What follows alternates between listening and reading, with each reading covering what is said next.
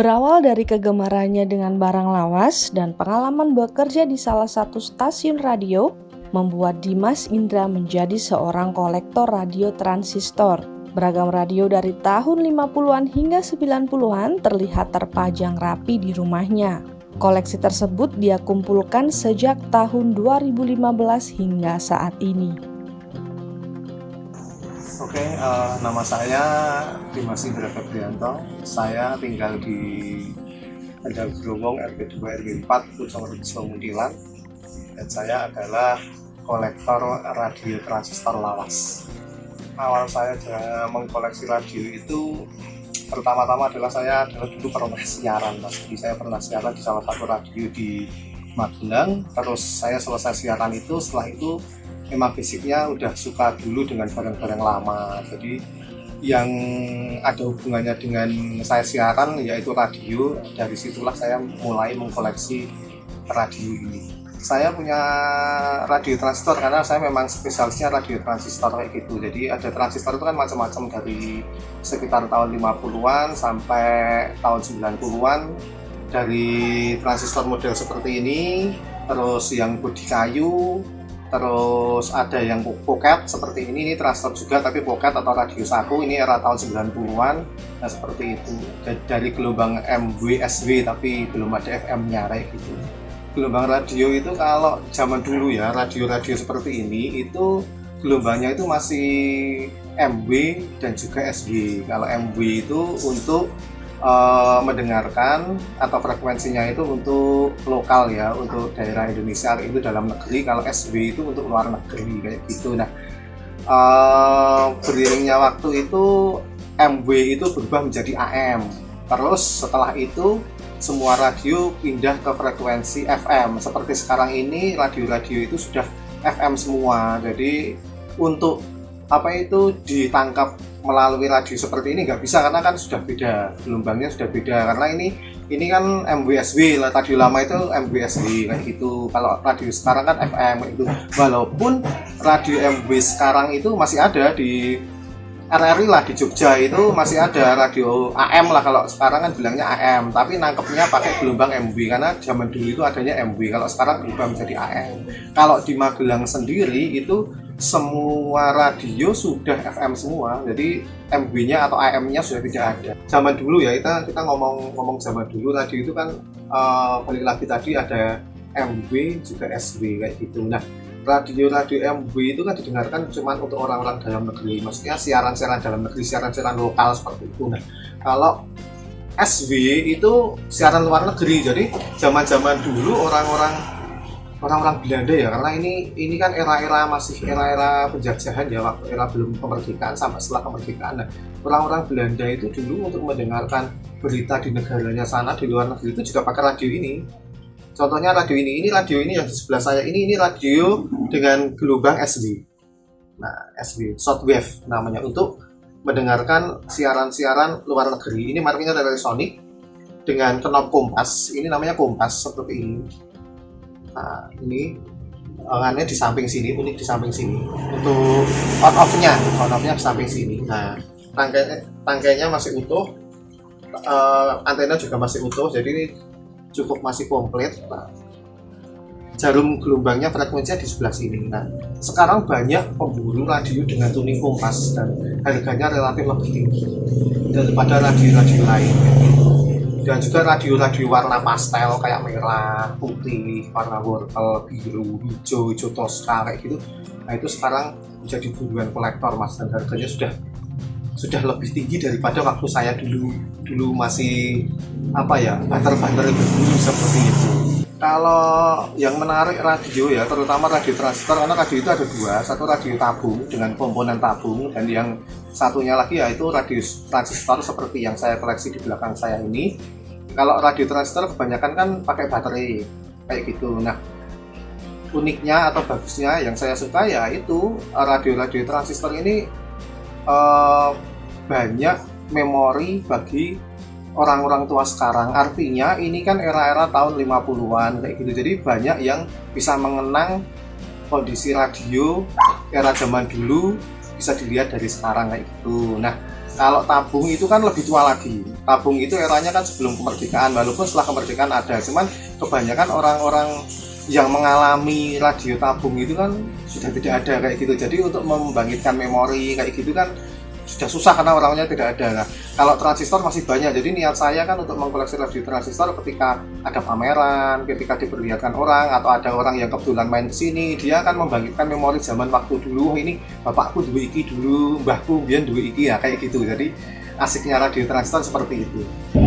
Oh ya, kalau saya selain radio sekarang ada dokumen radio. Jadi radio ini kan ada dokumen-dokumennya juga yang mendukung. Jadi zaman dulu itu radio itu juga ada selain kwitansi ya, karena kwitansi pembelian zaman radio itu sangat penting. Karena apa? Karena ketika kita beli radio, kwitansinya itu akan didaftarkan di kantor pos dan giro. Jadi kwitansinya itu dibawa di kantor pos untuk distempel.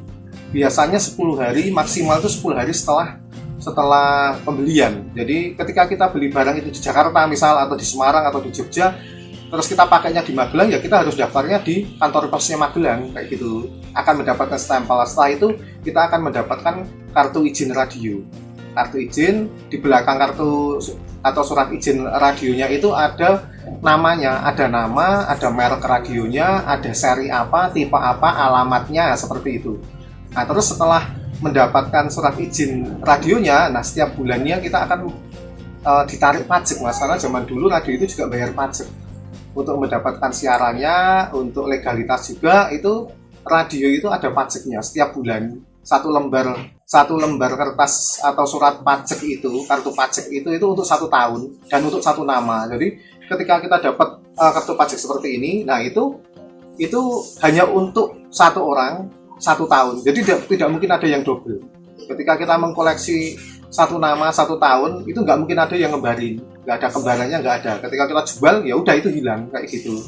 Nah, biasanya setiap kota itu ada pajaknya sendiri-sendiri kayak gitu biasanya. Nah, itu yang saya koleksi sekarang. Ada juga surat izin radio, ada juga surat pemberhentian radio. Jadi ketika kita itu sudah nggak berlangganan radio nih, itu kita juga wajib lapor. Kita wajib lapor kalau kita sudah tidak langganan radio lagi. Biar apa? Biar bulan berikutnya itu kita tidak ditarik pajak lagi kayak gitu. Ataupun kalau itu dijual ke orang lain, nah orang lain itu juga akan mendaftarkan radio itu di kantor pos dan giro itu untuk diatasnamakan beliau di tahun yang berbeda kayak gitu, karena pajak itu akan ditarik sama petugas pajak dari kantor pos, atau kita akan membayar di kantor pos kayak gitu. Ada juga demo radio, kartu servis itu ada. Jadi saya ada beberapa koleksi. Selain fisiknya radio, juga ada dokumen-dokumen radio yang mendukung radio itu. Fisik radio ya, bukan stasiun radionya, tapi fisik radionya itu. Kalau untuk mengoleksi radio, kisah yang paling unik, saya pernah dapat radio NOS, karena memang biasanya buruan kan radio kan NOS, new all stock, artinya baru stok lama. Saya pernah berburu itu ada radio info di daerah Cilacap. Saya datang dengan naik motor, padahal di sana ada sekitar 6 radio. Salah satunya ada beberapa radio di belakang saya ini yang ada tangkainya, masih ada plastiknya itu. Nah itu saya motoran, Mas. Jadi motoran sampai sana ternyata hujan terus banget, artinya saya kan harus bingung tuh membawa radio, barang elektronik yang gak tahan dengan air. Nah kebetulan saya ingat saya di situ ada teman dengan beda komunitas, artinya kan saya juga ikut komunitas otomotif lah, salah satu otomotif juga kayak gitu. Jadi waktu kesana kebetulan saya diampir ke situ. Nah terus nggak boleh pulang saya, Mas, jadi malah suruh nginep di situ. Saya disuruh nginep di situ sampai pagi. Yang tadinya nungguin hujannya itu nunggu terang kayak gitu, hujannya reda kayak gitu, ternyata paginya masih hujan. Dan mau nggak mau ya tetap saya pulang, harus radio saya bungkus dengan plastik, saya koran dulu, plastik saya double bagaimana caranya biar radio itu nggak basah, nah kayak gitu. Akhirnya pulang pun saya tetap kehujanan. Nah itu saya naik motor itu, saya cerita udah lama itu, Mas. Jadi saya kan mengkoleksi radio itu awalnya kan tahun 2015 saya banter nyari radio itu di tahun 2017 2018 itu sebelum Covid. Saya lagi banter-banternya 1 minggu saya bisa Bisa kalau paket, kalau jauh-jauh saya Sumatera, Bandung, misal Surabaya, terus Blitar, mana itu kan saya paket itu bisa satu hari 2 paket datang, 1 minggu bisa 3 kali 4 kali kayak gitu mas. Waktu saya lagi banter-banter nih nyari berburu radio, karena memang zaman tahun-tahun itu masih agak lebih mudah ya daripada sekarang. Kalau sekarang itu radio sudah banyak banget mas yang cari, entah itu benar-benar untuk dikoleksi atau dijual lagi, atau cuman hanya dicari bentuk depannya aja untuk aksesoris kafe atau untuk aksesoris tempat tongkrongan atau apa, itu sekarang sudah banyak. Kalau punya saya kan rata-rata radio itu semuanya saya cari fisik yang bagus, knob yang utuh, terus kebanyakan juga masih nyala, masih fungsi, tutup juga masih ori, tangkai juga, nah kayak gitu, antena juga belum patah. Jadi memang benar-benar tujuan saya, karena saya simpan, saya koleksi, terus untuk pameran biar orang-orang yang lihat radio saya itu bisa tahu, oh radio ini aslinya seperti ini toh, dengan knob seperti ini, dengan tangkai seperti ini, dengan tutup seperti ini, dan seperti itu. Untuk koleksi paling murah ya, karena zaman dulu ya, saya dulu kalau radio ya paling murah dari 25.000 sampai jutaan ya mas, yang jelas kayak gitu, ada kayak gitu. Karena kita kalau masalah ngomongin harga itu tergantung kita dapatnya dan yang jual. Kalau kita penjualnya itu sudah di toko barang antik atau kelitian atau orang-orang lawasan kayak itu, cenderung agak tinggi. Apalagi di sesama kolektor yang suka barang antik atau kolektor ya, yang mengatasnamakan koleksi tapi lama-lama dijual juga. Nah itu kan biasanya disebutnya kolektor, itu biasanya harganya lebih tinggi daripada di pasar loak, di pasar kelitian, atau kadang-kadang juga sempat dapat di pasaran itu loh mas. Kadang-kadang kan pasar kan ada pasaran Pon, Wage, Kliwon, itu kan ada di pasaran Mutilan, ada di pasaran mana Cebongan, ada di pasar Legen Jatinom, kadang-kadang sampai di mana itu pasar Paingan Sleman, nah kayak gitu. Nah itu kadang-kadang di situ relatif lebih murah karena mereka kan mungkin dapatnya langsung, entah dari orang-orang di desa atau dapat dari tempat rongsok. Kadang-kadang kan ada tempat rongsok, tapi kadang-kadang kalau sudah di tempat rongsok itu sudah enggak tuh, karena mereka kan tukang rongsok kan biasanya diambil tembaganya untuk dijual lain kan, plastik sendiri, tembaga sendiri ya biasanya. Kadang-kadang sudah nggak untung, tapi kalau pas dilalai itu rezekinya ya kadang-kadang masih dapat untung di rongsokan itu, dan harganya pasti relatif murah, di bawah 50.000 kalau zaman dulu. Tapi kalau sekarang susah mas nyari di rongsok itu, karena juga penjual antikan itu kan buruannya kan juga di tempat-tempat seperti itu, jadi ya bejo-bejonan lah ibaratnya, seperti untung-untungan seperti itu.